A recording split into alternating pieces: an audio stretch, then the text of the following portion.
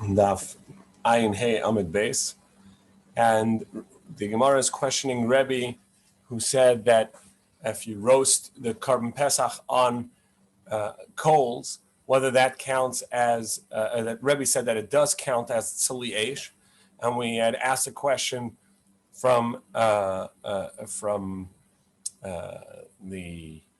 case of Negat Saras and Michve, whether that where there it also has to be tzliation. So we had where it has to have a michvas eish, and we needed a special teaching to tell us that other types of fire are included. And we said that no, Rebbe in the last explanation, that Rebbe in the Brisa says that coals would be included in eish as fire as well. Right? Rava Rami. So this is the 7th-8th line on Ayin Hey Amid Beis. Rava Rami. Rava asked a contradiction or a question. Mi Amar Rebbe Gechola Mikra Eish. Did Rebbe really say that coals count as fire? Very meaning we have a contradiction from the pasuk, which tells us that he would take the Kohen Gadol would take a coal would take coals burning coals from the mizbeach. Coals of fire, really, gachale eish mi'ala mizbeach, and we take coals of fire from the mizbeach for the for the ketores. So it says gachale coals, and the Gemara said, and the Brisa says, I would think from the fact that it said coals, yachalon, perhaps even coals that are already dying out, meaning that the outer side you can't tell that they are still red hot on the inside, but it's still there. There's still some heat, but it's dying out. Tamalema eish. Therefore, it says fire. E eish. And if it had only said fire, yachal shel heves, perhaps it needs to be flaming. Tamalema gachalis. It says coals. Okay, so what's the correct way to take this? Maybe min alochashes. It takes from coals that don't have an active fire on it, but they are actively burning. You can see them red hot. Essentially, the crackling means they're whispering, so they're still giving out their crackling sound. That's lochashos. They're whispering coals.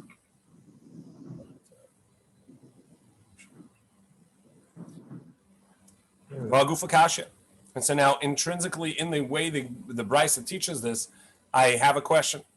Amre is gachale. It said the Brisa said from the fact that it said gachale coals, yachale. I think it needs to be coals that are dying out. Talmud luchashos. Therefore, it says luchashos that they. So from there we can deduce, we can infer from there that alma luchashos eishnenu. That when it says coals, that coals that are red hot count as fire. Ema Seifa, but from the next part of the Brisa, we say, if the Torah had only said Eish, fire, I think it has to have a flame on it, flaming coals. So therefore it says Gachale coals to tell you that it should be red hot coals. Alma So coals are not fire. So we have intrinsically a question. Do red hot coals count as fire? If the beginning seems to indicate that, because it says I would have thought gachale coals means dying coals. From the fact that it says eish, it tells me that it's red hot coals. And then from the second part where it says that no, eish means a live fire, it has flames, so that means coals are not eish. So which one is it? Amar Rabbi Zera hachiktani. This is how we learn this. Gachale yachal beinoim ezmein lachashes. That from the fact that it said coals, I think that any type of coals is whether red hot or dying. Talmud lema eish. So eish tells me that I would think that it has to have a flame.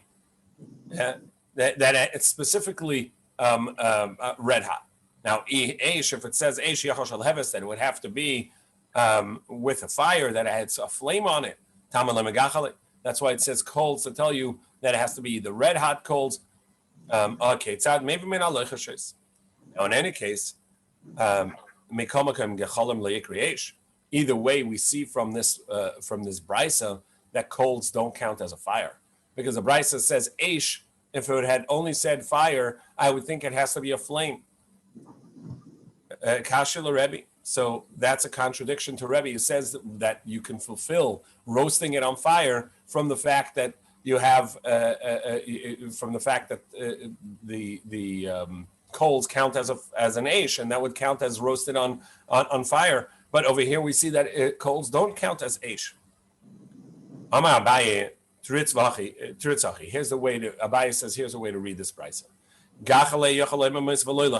From the coals, the word coals, I would think only dying coals, not red hot coals. Therefore, it says fire, and fire and red hot coals do count as fire. Now, eish, but if it had only said eish, perhaps he can bring a coal, but perhaps he can also bring just the fire. Therefore, it says coals to tell me no, fire alone is not sufficient. It would have to be coals. And Gemara said, "Haketza." How would that be? How is that possible? What would that be? Maybe it brings red hot coals. So we see red hot coals do count as fire, and that would work with Rebbe's opinion that you can roast your Carbon Pesach on coals. Amar Rava. So Rava said, "Ratza gacheles yavi, ratza shalheves yavi." Is that really true? That you would have thought that if he wants, he can bring red hot coals that are flaming, and if he wants, he can bring just a flame alone. How are you going to have fire without a coal? In order to have that, you would have a burning oil. He poured some oil onto a pan, until it lit fire. I don't need a verse to tell you that doesn't count. That you don't need to. That you shouldn't do that in the Beis Hamikdash. You never do that in front of a human king. In front of Hashem, Master of the world, the Holy One, blessed be, you would think to do that like culture came? For sure. It's obvious that you wouldn't. Elam Rava. So rather, Rava says that's not the way to read the brisa, but rather the brisa is like this. Tritz hachi. Here's the way to read the brisa. From the fact that it said coals, I think dying coals and not burning coals. Eish. So Eish tells me that it would have to be burning coals. Perhaps it has to be coals, part coals and part fire on it. And have the fire burning until you come inside. The Kohen Gadol will come inside into the Kodesh Kadashim, and then have a kula gachalas. By that point, the fire would die out and would be all coals. So therefore, it says that you'll take a panful of fire, coals of fire from the mizbeach. It has to be coals already at the time that he's taking it off the mizbeach. It's just coals, no fire, by the time he takes it off the mizbeach itself. In any case, that's the way to understand the brisa without it being a contradiction to Rebbe. And indeed, we could still say, like Rebbe, that coals count as fire, and roasting your Carbon Pesach on coals counts as tzli eish, roasted by fire. Now the Gemara asks a technicality here on the word omimais, which we said were dying coals. Is it with an aleph omimais or with an ayin omimais? Or omimais? These are cedar trees that had not been weakened and not been diminished in the garden of Hashem, and this was the melech of the Tyre king Hiram, the cedars, and he had worked with Shlomo to help build the Beis Hamikdash. And so, in any case, the cedars here, it says they were lo amamuhu with an ayin. That tells us it's spelled with an ayin. That's the way to pronounce these coals that are dying. The next Mishnah deals with this that we said, that it has to be that you roast it on fire. If any part of the Carbon Pesach or even the juices of the Carbon Pesach gets cooked not by the fire but by the oven walls, it would be invalid, and you'd have to remove that part. And in doing so, we're going to deal with the kashrus questions of when two items, one kosher, one not, or milk and meat, where they touch each other. The Mishnah, the bottom of Ayin Amid Beis. Noga becharse. So the Carbon Pesa, which is roasting in an oven, on a spit, on a rotisserie, and a part of it touched the oven wall. And this is the earthenware of the oven wall, shutdown of the tanner. Yiklefes mukami, you have to peel off, meaning cut off a small piece of whatever touched the oven. Notaf mirot ve'alacheres. And if some of the juices dripped on the earthenware, on the oven itself, v'chazar love, and then it bounced back to the meat. Yitas makami, you have to remove that place. It's a little deeper than just klipa, which is the just a peel, a thin layer. Here you have to take a thicker space. And the idea is that the juices were now heated by the wall of the oven, and it came dripped back. So that's going to be wherever it is not going to count as heated by the fire itself. Not the meretve al soilis yikmitzes makami. If you have a flour or dough in the oven at the same time, and some of it dripped on that flour. So now the flour, it has some of the gravy, some of the juices from the lamb in it, and that would be heated from the flour itself, and so therefore it should count as not cooked by the fire, but cooked by the hot surfaces, the hot flour that hit. Yikmetzes makamis, you have to remove that spot as well. Sacher b'shem and Teruma. Now you took this lamb and you smeared it with oil from Teruma, which only a kohen can eat. Nimchaburas kahanim yochlu. So if the group is all kohanim, so great, so they can eat it. It's Teruma, they can eat it. The imshal Yisrael, however, if it belongs to a group that are non-kohanim, imchayhu, if it's still raw, so rinse it. Yadechenu. The imtzlihu, however, if it's already been roasted, so now it's hot and you smear oil on it, yiklef esachitzon, you have to peel off the outer layer, which is now has Teruma, only a kohen can eat, Yisrael cannot eat it. Sacha b'shemesh hamasa sheni. And if you used oils from the second tithe, which you're allowed to eat, but you have to eat it in Yerushalayim, do not charge the rest of the group for it, because you're not allowed to release you're not allowed to buy back, as it were, the Ma'aser Sheni in Yerushalayim. It has to be redeemed outside of Yerushalayim, and over here that you're already in Yerushalayim, there can't be a money change on account of it, because it has to be done outside of Yerushalayim. Okay. Whether this is talking about the original Meiser or Meiser that you bought with money, Rashi and Tosfos over here, but that's not the discussion. The main point is that there is an absorption that can happen from the Carbon Pesa into the Carbon Pesach, and the various halachas would apply to that. So Itmar, so now we're going to come to a basic question that comes up in kashrus. Anytime we deal with something kosher, not kosher, or milk and meat, the concept of cham l'techtzonin and tzonin l'techam. Cham means heat, l'techtzonin into cold, or tzonin l'techam, cold into hot.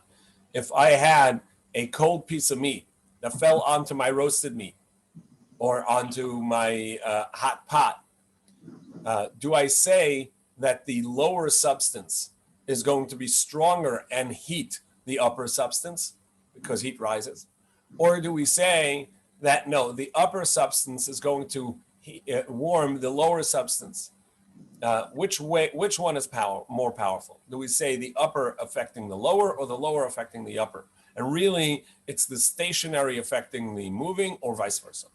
And this is called cham l'techtzonin and tzonin l'techam, or as the Gemara is going to tell us, tata agavar, the lower one is stronger, the lower part stronger, or ila agavar is the upper stronger. Itmar was said, that if you have a hot item fall into a hot item, it's going to be everybody's going to agree that it's usser, that they're going to transfer flavor, and so whether one of them was already non-kosher or it's one's milk and one's meat. So you had, let's say, a hot cheese and a piece of hot meat falls on it. Of course, they're going to transfer flavor to each other, and it's going to be usser. Now we're on Ayin Vav and Aleph at the top. But if they're non-kosher, a non-kosher cold item touches a kosher cold item, they're not going to transfer flavor. Maybe if there's grease on it, you would have to rinse it. But essentially, there's nothing. Everybody's going to agree it's permissible. However, if you had hot into cold or cold into hot, so you had your hot piece of meat fall onto a cold piece of cheese, or you had a cold piece of cheese fall onto a hot piece of meat. So Rav Amar Ila Agavar. Rav says whatever is the upper is going to be more powerful. So if the upper is cold, it's going to cool the hot meat beneath it. And if it's the other way around, if the cold and therefore it's not going to infuse flavor throughout the meat.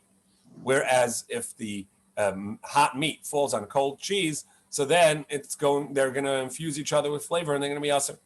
Shmuel Amar, and Shmuel says Tata Gavar. No, the lower is going to be stronger. And so if you had a piece of kosher meat fall onto a piece of non-kosher meat, that the lower one being hot, the non-kosher meat will cook and infuse a flavor into the upper cold meat. So we're going to try and prove this idea of Tata Gavar or Ila Gavar. The lower one will will infuse the upper, or vice versa, from our Mishnah. And the Gemara is going to assume that the oven wall that we're talking about is that it's a cold oven wall. So Tanan, nataf meroitvay alacheres. In our Mishnah it said that the Carbon Pesa dripped onto the oven wall. V'chazar elav, and then dripped back and spritzed back. Yitel is makemi, has to remove the place where that drip went on the Carbon Pesa. Kasalka daitach. And we think becheres tzenenes, that we're talking about a cold earthenware.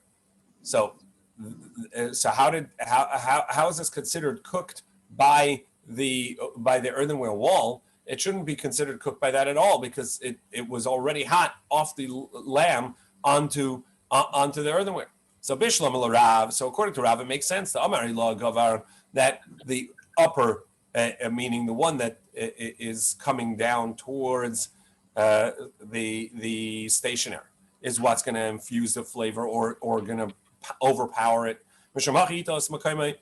So then it makes sense that you have to remove the spritz area from the lamb, from the Carbon Pesa, the azal reitav mertach lecheres, because the juice from the gravy, the juices from the lamb dripped onto the wall and heated up the wall by its own temperature. And he says, Tata Elah Gavar, the upper is going to have effect on the lower, so it's going to heat it up.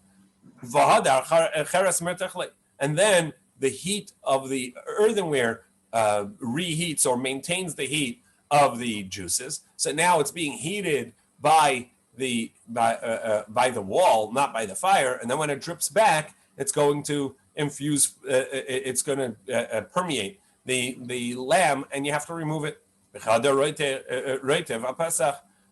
the juice falls back onto the Pesach, kamatvi Pesach, it is heating or roasting the Pesach in that area, machmas chamusa decheres, on account of the heat of the wall, and that's going to be a problem. The Torah said it has to be roasted by fire, not that it has any other heat source.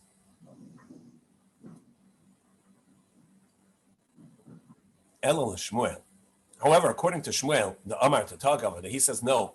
Whatever is the stationary, the lower, that's going to have the overpower whatever comes to it. If the earthenware wall of this oven was cold, so it's going to overpower the juices that fall onto it and going to cool it down. So why, when it drips back, do you have to remove the place for where it dripped? after all, there was no heat source other than the fire. So the Gemara says, no, you're mistaken. Because Rabbi Yirmiyah, like Rabbi Yirmiyah said in the name of Shmuel, that Besoilus Retachas, that the Mishnah is talking about in the next case, which we're about to ask from again as well. It's talking about that the flour, this dough, whatever it is that you're making in the oven, actually has it was hot already. It's being baked at the same time. So so to here, the oven wall, we're talking about that it is hot. And therefore, when the juices dripped onto the oven wall, the oven wall is heating and the juices to even a higher temperature. So when that drips back onto the lamb, it is food, the lamb gravy that is heated by a substance, by the oven wall, a substance other than fire. And so the Gemara is going to ask the same question and give the same answer on the second part of the Mishnah in the flour where the gravy dripped onto this dough or flour. So now, if it dripped from its juices onto the flour, you have to remove its place. Now again, the same question. At first, we think it's talking about just some cold flour, as generally that's not baked in an oven. So it's cold flour, just dripped into a bowl of flour. And it's a bishlam el Rav, so according to Rav, that the upper overpowers it. So it makes sense that the juices coming out of the lamb dripped into the flour and heated the flour. So you have to remove that space. Because the juices heated the flour. The hadar darna adranic that that mixed into it, that it sort of came around it, right? Soiless, it heated it came into the flour, and so it heated it. Umartechle lidide, and then the flour, as it heated itself up, now kept or maintained or reheated the juices itself, on account of the heat that's in the flour now, and the Torah says it has to be roasted by fire, and this will be heated by something else. And so, according to Rav, that says that the upper juices that come down and hit the flour heated the flour. It makes sense. But according to Shmuel, it says that actually the lower will overpower the hot that came into it, and it'll cool it down. So it never really heated it up. So let's given the flour is cold. It's cooling down the juices. So it's never really heated by anything other than fire. So why do you have to remove this gravy? It's talking about that the flour itself is heated in the oven as well. So it's hot when it hits it, and that's why the lower is going to overpower it or maintain its heat. So we're going to try and prove it from the third halacha of the Mishnah, the next halacha of the Mishnah. It's actually the fourth halacha, but the third of these cases. Tanan, we learned Sacheh b'shem shel Teruma. You took the Carbon Pesa and you smeared it with Teruma oil. Chaburas kahanim yochlu. If it's a group of kahanim, they can eat it, because yes, it's true there was absorption of the Teruma oil into the lamb, but they're allowed to eat it Teruma. However, Im Shel Yisrael, if they're not all kahanim, at least some, or maybe all of them are non-kohen, so they're not allowed to eat teruma. Im chayhu, so if it's still raw, the lamb is raw, so you can rinse it off because you can get the oil off. Im tzlihu, however, if it's already roasted, you have to remove a layer of the outer part of the Carbon Pesa. Now, bishlam el Rav, according to Rav, is the Amar Ela Egavar. Since he says that the upper is going to be more powerful, so when you bring the oil to the hot roasted Carbon Pesa, really it's not going to absorb any, because the oil is cold and it's going to cool the Carbon Pesach, because as he says, the Ela Gava, the upper is going to be more powerful. So when you bring this oil, it's actually diminishing the the temperature of the Carbon Pesa. So it's really only going to absorb a thin layer. Because the oil itself was cold. But according to Shmuel, who says that the lower is more powerful and it's going to heat whatever comes onto it. Kiven the chamu, since this roasted lamb is actually hot, mivla bala, so it should absorb a whole bunch of it, not just one thin layer. Why is it sufficient to just remove a layer? Nitza legamri, it should be entirely prohibited, entirely considered. It should be entirely considered carbon teruma, because you don't know. You don't know where it went. It could permeate throughout the entire thing, and so you have to assume that everywhere you're eating teruma oil as well, because it's hot, and the hot oil, the hot lamb is heating the oil. Where it says, yeah, that would be true if you poured oil onto the lamb. But over here, shining sicha, the mashu ba'almu. Here, it's a thin layer of oil that you just anointing or smearing the outside of it with a little bit of oil. There isn't that much to go in more than the surface area. Ba'almu davida, because it's just a mashu ba'almu davida. It's just doing a little bit. Tanya kama say the shmu. However, there's brises that are clearly like the Shmuel, and that is indeed the halacha tata'a gavar, that the lower overpowers the upper, and even though that generally we say the halacha is like Rav in matters of prohibition, since there are brises clearly like Shmuel, the halacha is like Shmuel. We say tata'a gavar, the lower is going to overpower the upper. So the first brisa says like this: Chamu techam asur. As something hot falls onto something hot, it's going to be prohibited, because they're going to infuse each other with flavor. Also, something hot that came onto something that's cold, something that's cold that came on something that's hot. Also, again, tata agavar, the lower is going to overpower and infuse flavor into the upper, and the upper is going to come into the lower. It's going to cook it. However, if something hot came onto something cold, and as well as and cold came onto cold, all you have to do is rinse it. So now the Gemara challenges: if something hot came onto something cold, it's sufficient to just rinse it. Since the upper is hot, it's true that it's going to start cooling down because it just came onto a cold surface.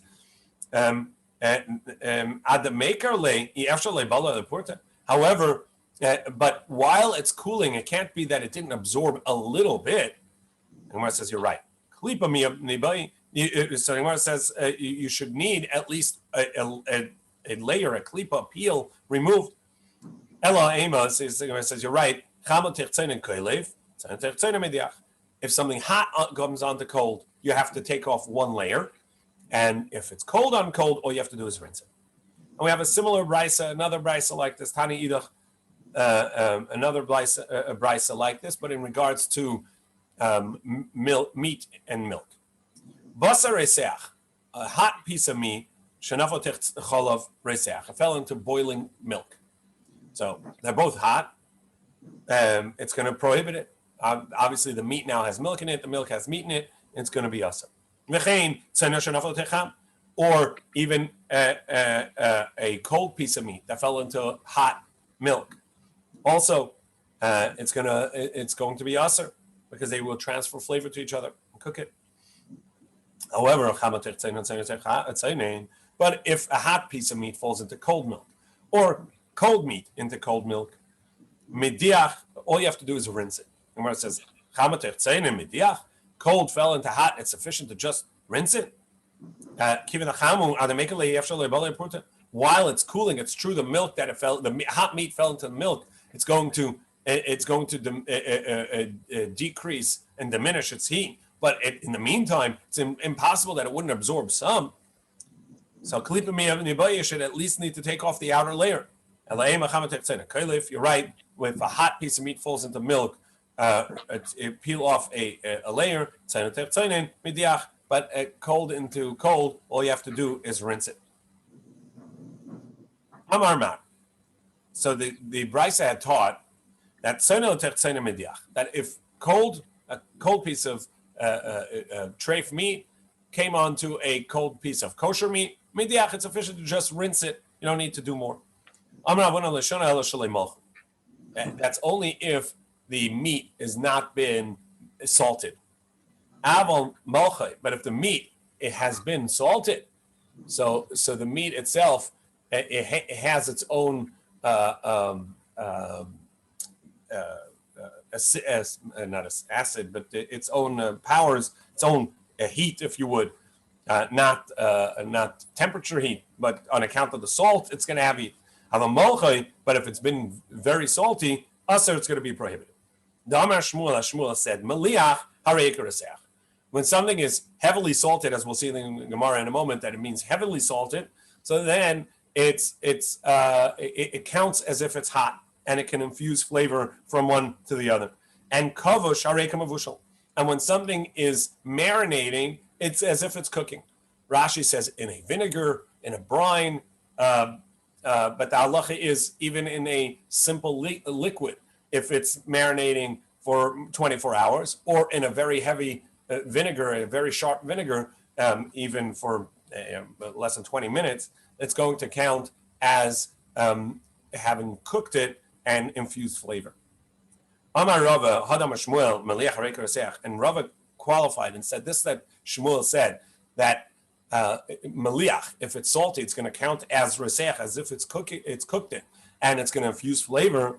It has to be so salty that it wouldn't be eaten in this manner. You still have to rinse off the salt. The way we salt something to remove the blood, or if you were salting something to turn it into jerky or biltung or something like that. But if it's actually edible because of its salt, meaning it's just you added some salt onto it, well, that doesn't count as sufficiently salted and sufficiently hot, as it were, in order to heat it. So we now have the established halacha of tata gavar, that something hot falls into something cold. It only is going to absorb a klipa because the lower is cooling the upper. And if it's the other way around, then it'll completely infuse the other and cook it, and they both would be prohibited. And if it was salted, so then it would be, even if the upper one, even if it was cold, it would be infusing flavor. Gemara now tells a story. Ahurba Gozla, a bird, the nafalakada the kamcha, fell into a jug of kutach. Now, kutach had some sour milk in it, and so you now have milk and meat. Shayir Rav China Bereda Rava mi Pashrunia, Rav China permitted eating this. Amar Rava man chakem lemesher milsa keha ilav Rav China Bereda Rava mi Pashrunia. Who would be wise enough to understand that this is permissible, if not for Rav China, the Gavra Rabbahu, because he's a great scholar, a great chacham. Amalacha, because he can explain Kiyama Shmuel Maliach Harei Kereseach, because even though that this has some vinegar in it, and so it's sharp, when did Shmuel say that something salty is going to count as infusing flavor? That's only Sheinecha Machas Mocha. As we learned, it has to be that it's so salty that it's inedible on account of its salt. But this, even though that it's got some sharpness and salt in it, it's it's edible. However, he qualifies as well. It says but this is only if it was raw. But if a roasted bird fell into this kutach boy klipa, you would have to remove a klipa, a one layer, because it would absorb one layer because it's roasted. And also, it would have to be that there are no crevices. Rashi says the old French crevices, but the idea is that it doesn't have holes in them.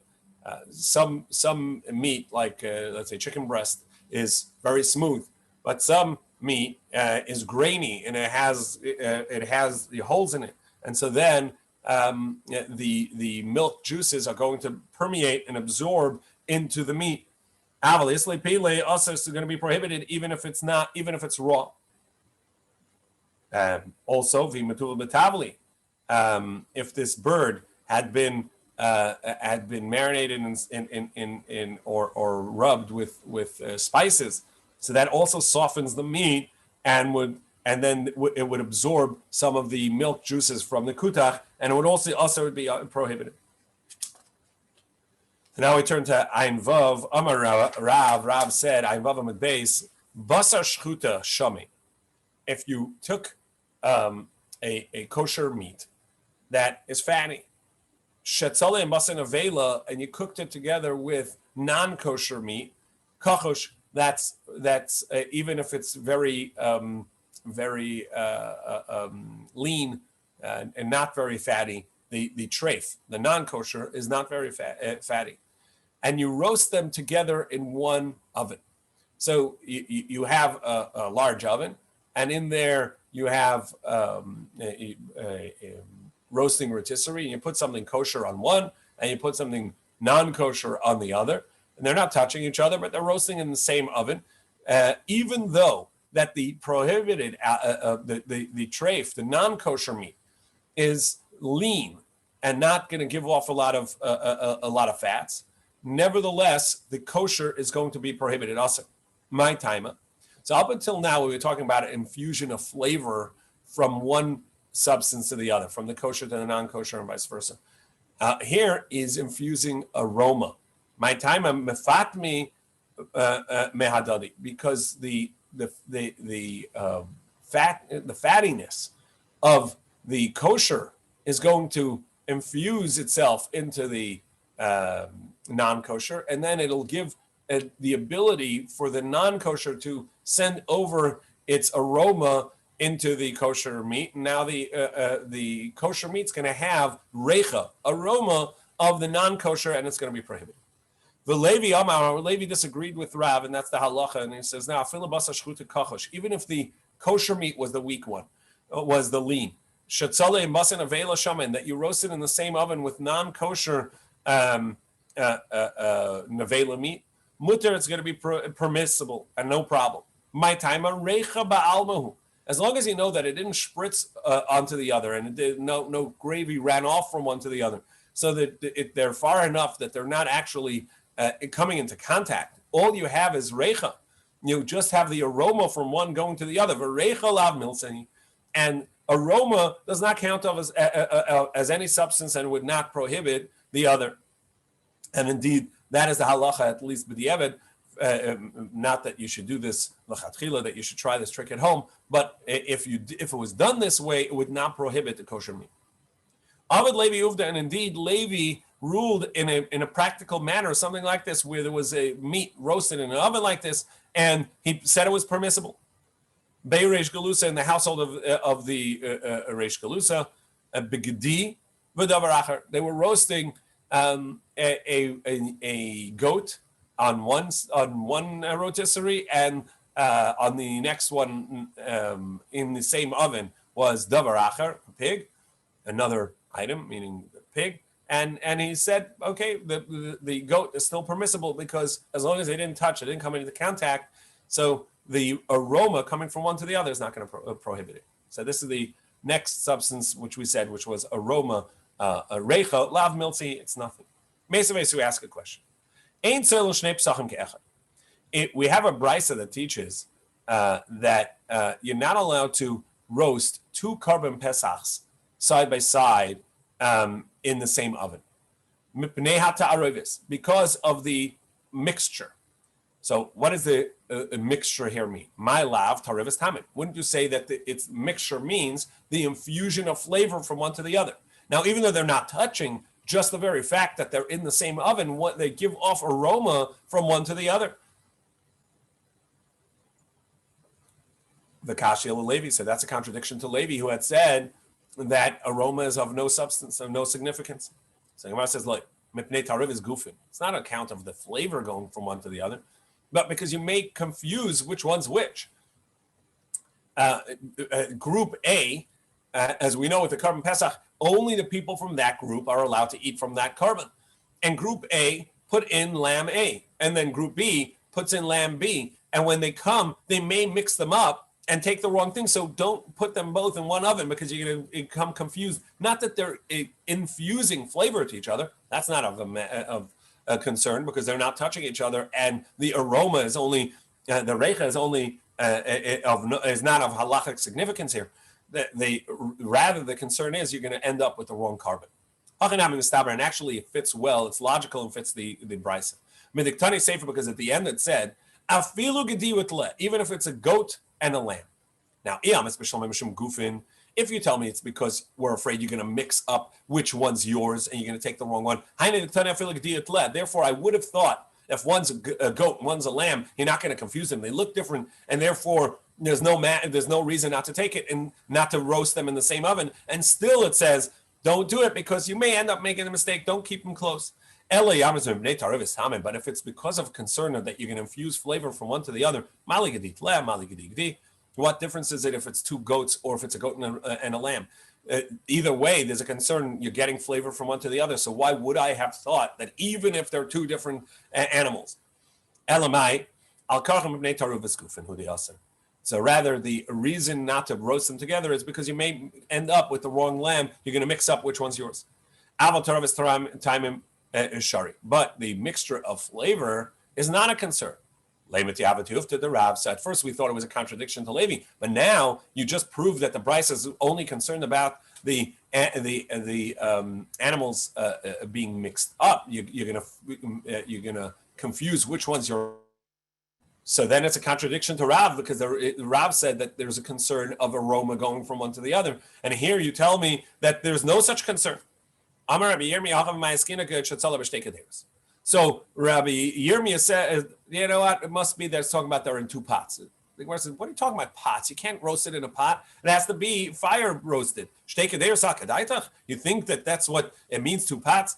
What it means is as if it's like in two pots, meaning that the source of fire, the heat, the coals are in between the two, and that separates the aroma going from one to the other. And this is what it says. Don't roast two lambs in one oven because of the mixture. They're going to infuse each other. The infusion of flavor. And even if you have the fire in between, the heat, the pile of fire in between, which is essentially destroying the aroma from one to the other and it's blocking, the lekatarev is tamim asa mishum tarev is gufin. Still, it's prohibited because you may mix up which lamb is yours. And even if one's a goat and one's a lamb. Wishing you a good Shabbos and see you after Shabbos. Good Shabbos.